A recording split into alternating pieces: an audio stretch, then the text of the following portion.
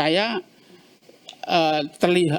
melihat orang yang kerasukan setan itu. Saya juga pertama, ada apa gini?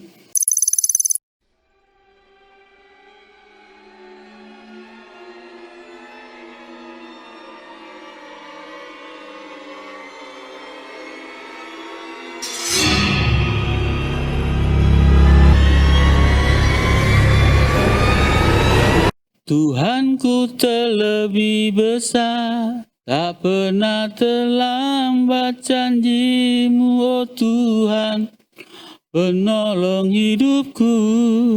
Tes 1, 2.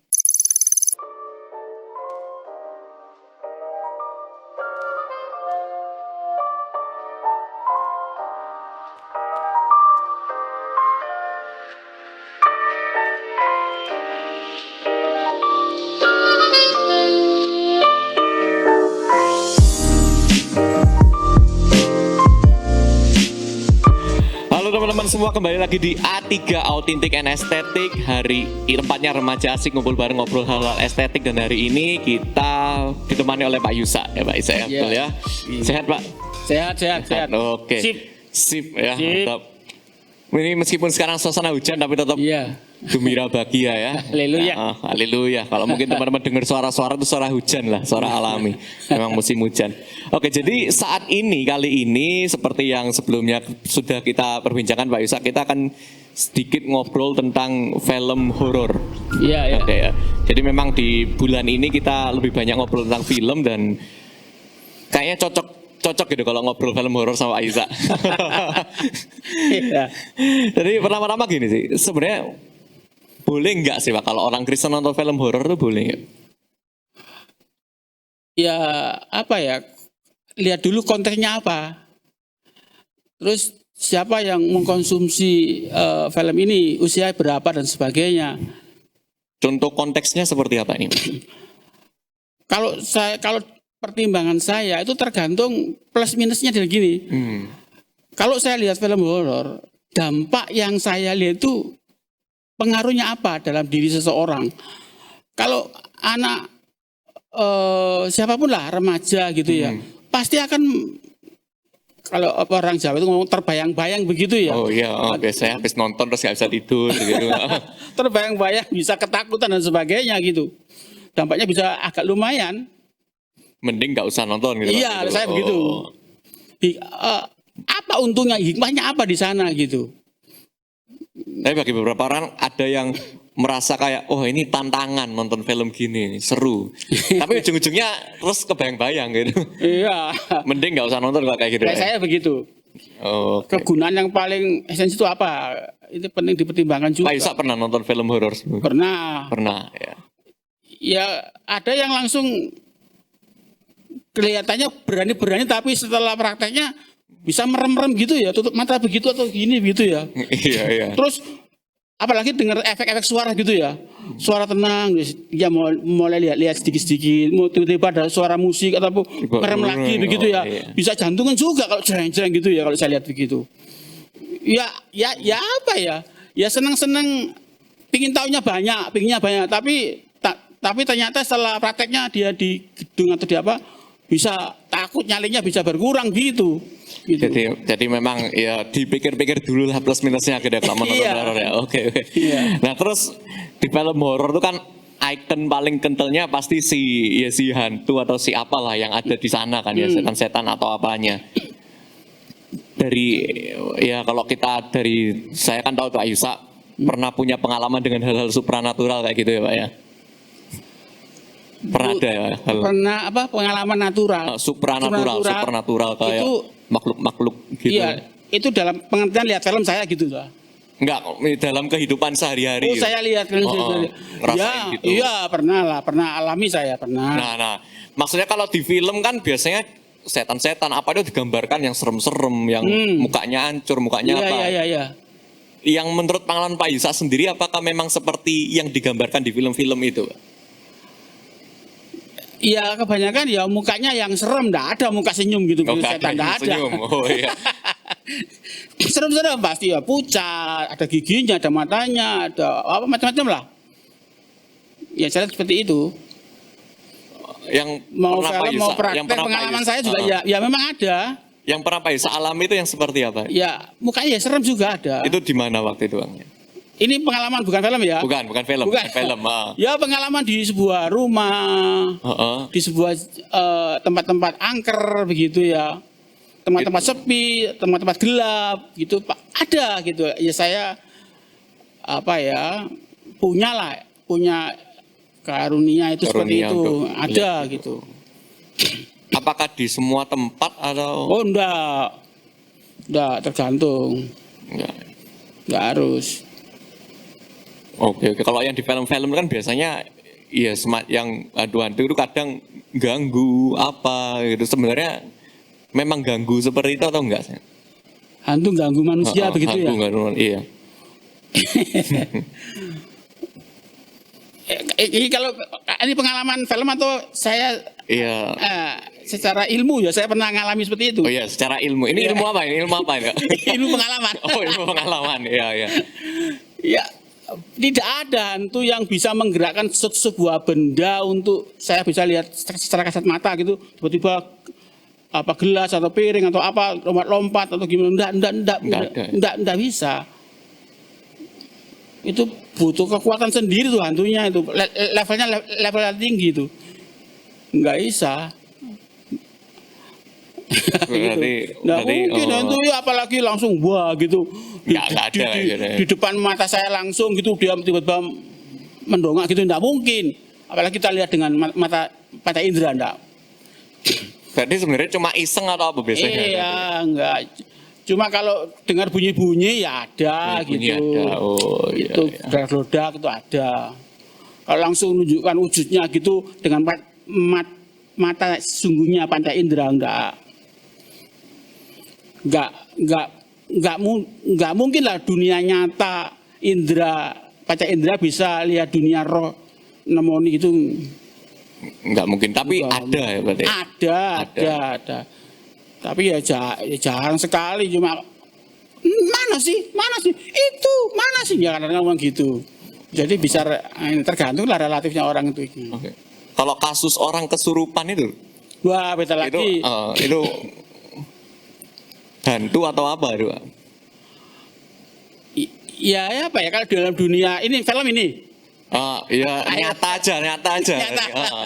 Kalau dari film kan biasanya ya gitu hantu orang kesurupan. Nah, di dunia nyata ada nggak sih? Kalau kesurupan ini memang pernah Memang ada ya? pernah jumpai di pernah saya lihat. Oh iya. Iya pernah wis. Itu kenapa kok orang bisa sampai kesurupan? Ya kadang-kadang kalut, sedihnya luar biasa, ngelamun luar biasa, susahnya luar biasa, kosong begitu, tiba-tiba dia masuk begitu. Oh, berarti kalau terlalu stres itu kemungkinan bisa. Pokoknya terlalu mikirkan begitu ngenes gitu, mikir ngelamun, kosong dan sebagainya bisa. Tiba-tiba begitu. Oke. Saya pernah nonton film, Pak ya, film ya horor gitu. Kadang orang kalau terus dihantui gitu lah, nggak banyak diikuti kemana-mana. Terus film dihentikan. Ini film saya pernah lihat orang diikuti kemana-mana. Terus akhirnya kalau diikuti itu bawaannya yang negatif-negatif. Ya pingin membunuh, terus pingin bunuh diri, pingin apa. Oh. Itu bener nggak sih? Ada film yang gambarkan kayak gitu. Berarti kalau negatif-negatif itu berarti diikuti kayak gitu. Kalau itu film. Itu film. Kalau nyatanya enggak gitu. Enggak bisa. Enggak bisa. Berarti kalau setan ngikut orang gitu enggak ada. Enggak bisa. Enggak bisa ya. Kalau orang itu enggak percaya setan, sungguhan percaya setan, enggak percaya gitu-gitu. Ya enggak berdampak kok. Kalau kamu meyakini percaya adanya setan kemudian benar-benar merasakan nanti seperti ini ya terjadi apa yang kamu impikan, yang kamu itu akui seperti itu. Kalau kamu enggak percaya setan ya setannya enggak apa-apa. Oh enggak percaya kok. Apanya orang enggak percaya. Jadi dari kitanya juga sebenarnya. Dari kita saja yang begitu mempercayai hal seperti itu. Orang ndablek ya setannya bingung. Apa digudu apa wong tidak percaya. Oh dia dunia nyata, dunia benar-benar konkret, dunia dilihat dari panca indera, kemudian dunia roh. Apa yang mempengaruhi dunia nyata dengan dunia roh? Karena hubungannya udah ada percaya. Iya. Oke. Nah berarti kalau yang ada orang bisa ngelihat memang karunia. Ada, ya bisa lihat. Tapi kadang ada nggak setan yang bisa menunjukkan ke orang yang nggak bisa ngelihat sebenarnya? Ada kejadian nggak pernah nemui kejadian kayak gitu nggak Pak Isa? Apa? Coba. Misalnya, ya sampai sekarang sih belum pernah dan nggak kepingin ya. Aku kan nggak bisa ngelihat gitu-gitu. Oh indigo. Cuma aku kan nggak bisa. Aku kan bukan indigo ya. Bukan, aku ya. nggak bisa. Tapi apakah mungkin ada setan yang bisa menunjukkan diri ke aku yang bukan indigo? Maksudnya? Ada nggak setan yang punya kemampuan kayak gitu? Yang kamu bisa lihat dengan mata telanjang gitu ya? Iya, padahal aku nggak biasa lihat gitu-gitu. Ya? Kalau Pak Yusa kan mungkin bisa ngelihat terus ditunjuki wajar gitu. Iya, bisa seperti itu. Tapi ya, memang dia bukan seorang indigo, orang awam biasa. Setan bisa lihat dengan mata kepala telanjang ya enggak lah. Enggak ya harusnya ya. Jadi nggak usah takut teman-teman ya. Iya. Oke. Sekarang coba gini Pak. Kalau di dalam Alkitab sendiri sebenarnya ada nggak sih bagian yang ya khusus membahas tentang makhluk-makhluk gini? Setan? Ada di Alkitab. Ada. Contohnya yang sebelah mana Pak? Maksudnya? Contoh tentang Alkitab? Iya. Tentang setan? Tentang setan dalam Alkitab. Kisah-kisah gitu ada, cerita. Kisah ada. Ya ada orang kerasukan setan kan banyak, Yesus mengusir setan. Oh, itu benar-benar setan yang... Iya. Oke. Tiga rasa, di Gadara atau apa, banyak. Nah itu kan ada orang kerasukan setan biasanya Yesus mengusir setan. Iya. Ya.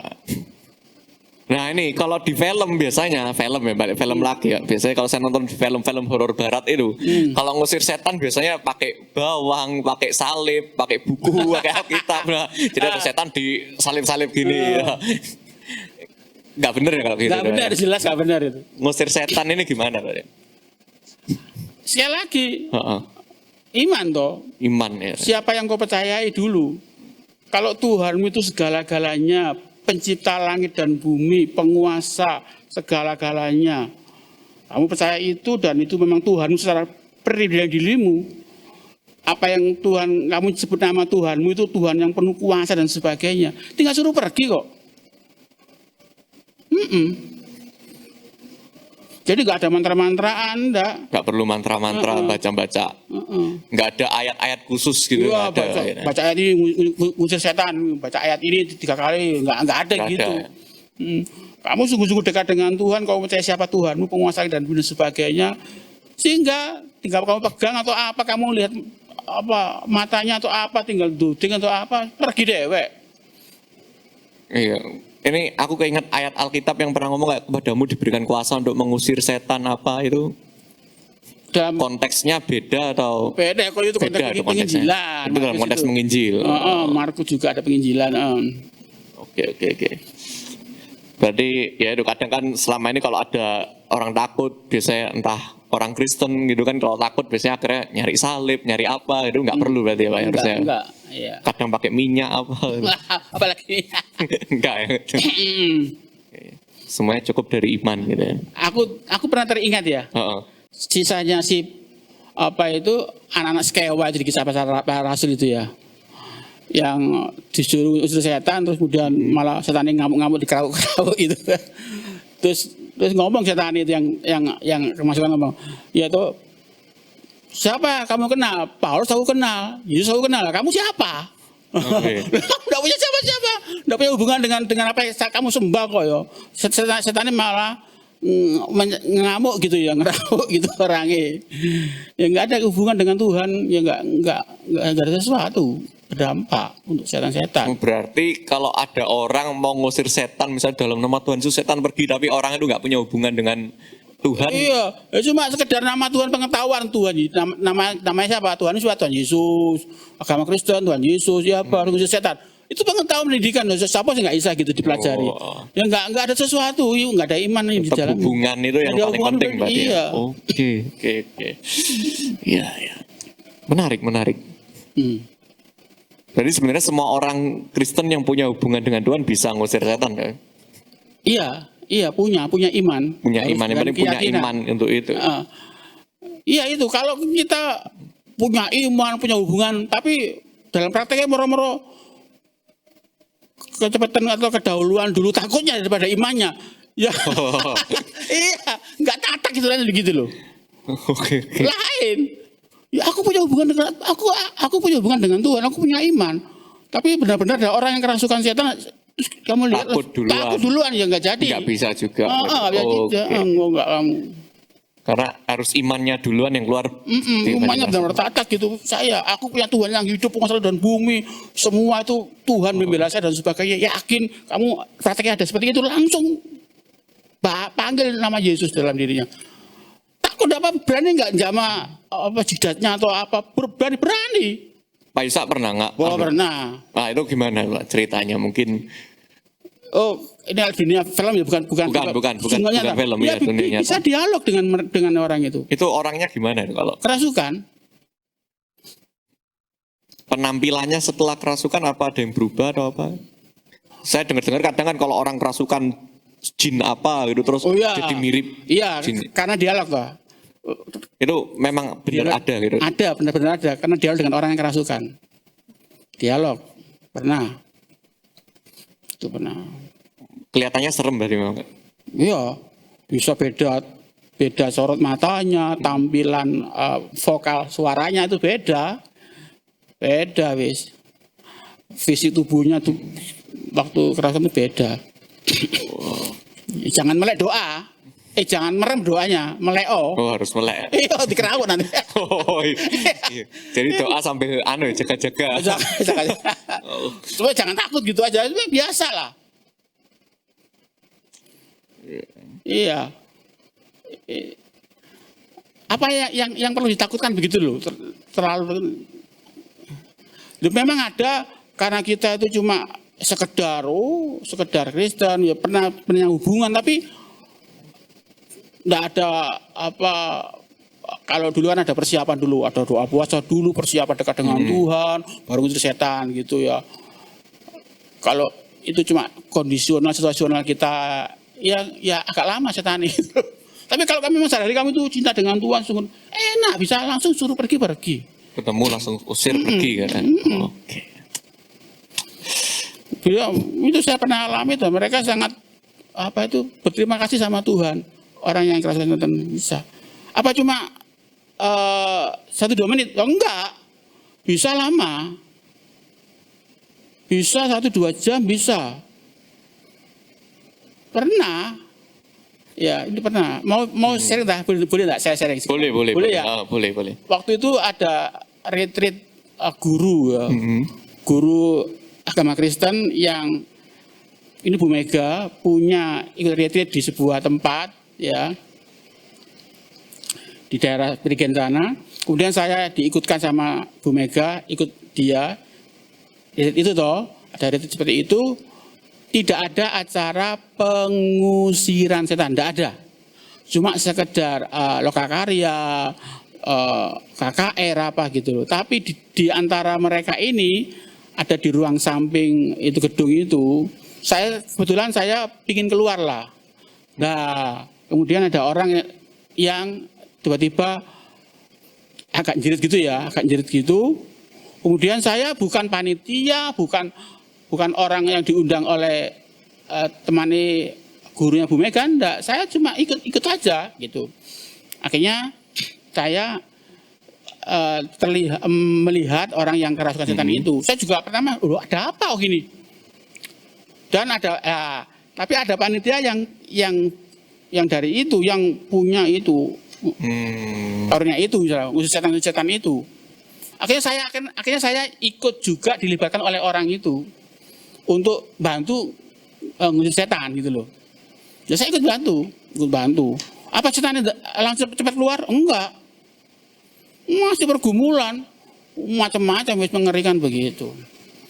Akhirnya pada akhirnya Setelah berapa lama kira-kira? ya 2-3 jam lah. 2-3 jam. Lama sampai KKN-nya selesai, sampai apa semua pulang semua itu pesertanya, baru pulang semua, baru kita tuntun. Kita sudah yakin bahwa itu setan keluar toh. Ternyata bisa pura-pura keluar.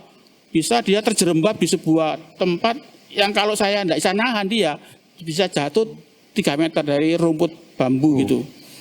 Saya tarik lagi gitu. Akhirnya benar-benar keluar, ya itu. Ya semua bobrok. Nah, kita berterima kasih sama-sama orang itu. Anak muda ini. Dan mereka masih ingat, enggak melupakan itu sampai sekarang kepada itu sama saya. Ya.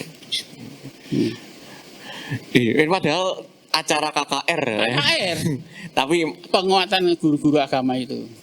Saya bukan ikut saya bukan bagian dari itu. Saya cuma bantu ikut aku orang barengno gitu. Terus pas ada kejadian gitu. Ada acara-acara itu. Bisa pura-pura sembunyi gitu juga Pak ya. Ya, tiba-tiba ada itu. Terus ini Pak kan dari cerita tadi teringat sama yang di Matius atau mana tuh yang perikopnya kembalinya roh jahat itu. Yang kalau rumah kosong, pergi kan, terus kembali bawa temannya 7 kali lebih jahat apa itu untuk kembali masuk ke rumah yang lama setelah mengembara nggak nemu tempat, kembali ke tempat lebih lama. Itu maksudnya apakah berhubungan dengan ini atau beda? Kadang orang baca itu terus akan diberitakan, wah ini rumah hati-hati, musir setan nggak jaga-jaga, dibalik lagi 7 kali lebih jahat gitu. Lihat konteksnya itulah agak panjang kalau saya terangkan. Agak panjang itu. Panjang, konteksnya apa nanti baru tahu. Oh, ala ini tuh dibaik gitu nantinya. Kalau mungkin diringkas mungkin bisa nggak? Ya saya harus lihat bacaan kita dulu. Harus dibaca dulu ayatnya. Oh. Iya, bacaan kita baru tahu ini maksudnya apa. Lihat perikopnya ayatnya apa sebelumnya tuh bisa baru lihat semua. Sekarang belum bisa. Saya belum dicek dulu. Cek dulu. Iya kadang orang baca dulu langsung diartikan gitu ya. Kan banyak hal mengapa kok kalau secara umum ya mengapa Matius kok menjelaskan tentang judul perikop ini tentang kembalinya roh jahat yang bisa lebih jahat 7 setan itu ya apa? Siapa yang dimaksud dengan orang yang bersih-bersih rumahnya itu? Mengapa kok bersih-bersih? Itu perlu dianalisa dengan Matius itu. Iya banyak hal. Apa sungguh-sungguh setan beneran apa sebuah simbolis juga? Atau simbol? Iya macam-macam. Gitu ya. Figurnya apa kok Matius ngomong begitu? Itu juga tujuannya apa untuk pembaca mula-mula? Perlu juga belajar. Jangan langsung aplikasi. Itu. Ya, jadi memang kalau baca Alkitab jangan langsung ke aplikasi diartikan mentah-mentah. Aplikasi belum tentu karena kita tidak tahu sejarah 2000 tahun yang lalu tentang pengertian pembaca mula-mula dengan tahun 2000 sekarang. Bisa beda ya? Beda. Tujuannya beda, pengertian beda. Kalau yang ayat lain yang lebih terkenal Pak, yang akhirnya peperangan kita bukanlah melawan darah dan daging tapi roh-roh jahat di udara. Efesus toh? Iya. Pasal 6 itu. Lain beda lagi ceritanya, konteksnya apa ngomong gitu. Ya semua lihat konteks. Saya tidak bisa langsung karena ini kan spontan. Iya, ini spontan. Ayat sebelum pasal 6 itu apa? Saya kan kadang banyak orang terus akhirnya entah khotbah entah apa ngomong ya itu benar-benar roh jahat gitu. Itu apa? Ya, maksudnya setan-setan itu belum tentu harus dicari tahu dulu. Harus lihat dulu lah. Oke. Nah ini kalau nanti kurang ini ya bisa di-cut ya. Tapi penasaran aja jadi sekalian aku tanyakan Kak. Kan kadang kalau ada orang kesurupan terus kadang kan biasanya kan nggak cuma pendeta itu kadang ya manggil kiai atau manggil biksu atau apa. Terus dengan kepercayaan setiap orang yang berbeda-beda ayat-ayat apa ya akhirnya setan juga keluar. Nah itu apakah berarti ada kuasa di luar Tuhan Yesus yang bisa ngurus setan atau gimana itu? Ini kan menjadi pertanyaan juga itu. Iya. Enggak akhirnya menang-menangan. Itu siapa sih? Itu punya gelar apa? Agama tertentu apa? Kuat mana agama yang paling ini? Tokoh-tokoh mana gitu ya. Iya gitu. Ya tergantung kepercayaannya tuh. Kalau pendeta lebih kuat, ini belum tentu juga. bagi saya punya keyakinan apapun saya bisa. Dengan iman Tuhan saya yang hidup. Tuhan segala Tuhan. Lintas nggak ngomong soal agama dan sebagainya. Iya. Apalagi ke agama yang lain-lain. Ya saya pernah pengalaman ya. Saya pernah lihat orang yang punya permainan magic gitu ya, kesurupan akhirnya bisa makan beling, makan apa gitu, potong leher karena dulu itu ada toh apa itu magic begitu. Waktu saya nggak pengen lihat, cuma lewat saja. Saya akhirnya didatangi oleh orang itu yang itu ngomong sama saya di kerumunan itu. Dia waktu itu mau membuat atraksi potong leher, ya kayak gitu. Saya juga nggak tahu, cuma pengen lihat, saya masih kecil ya, kecil aja, lihat ini aja. Tiba-tiba saya didatangi oleh orang tertentu. Datangi saya di kerumunan, saya datangi, mereka ngomong gini, Dek tolong ya, jangan di sini, tolong menjauhi. Saya sekarang, saya sedang cari makan, saya cari rezeki, masing-masing punya rezeki, tolong jangan lihat sini gitu, pulang kok gitu. Saya gitu. Ya saya pulang. Ternyata, ya menurut saya ya, mereka waktu atraksi potong leher itu nggak jadi-jadi. Itu atraksi mau dipotong leher itu nggak jadi-jadi. Nunggu sampai apa itu jadi ulang itu terjadi seperti itu. Sampai akhirnya kan menemukan orang itu lagi. Penyebabnya kok. Iya, akhirnya saya suruh pulang. Sesama orang cari makan, ya tolong jangan ke sini. Jadi mungkin karena ya ada ilmunya nggak bisa keluar gitu. Iya, nggak bisa terjadi ya. Ada penghalang menurut DE.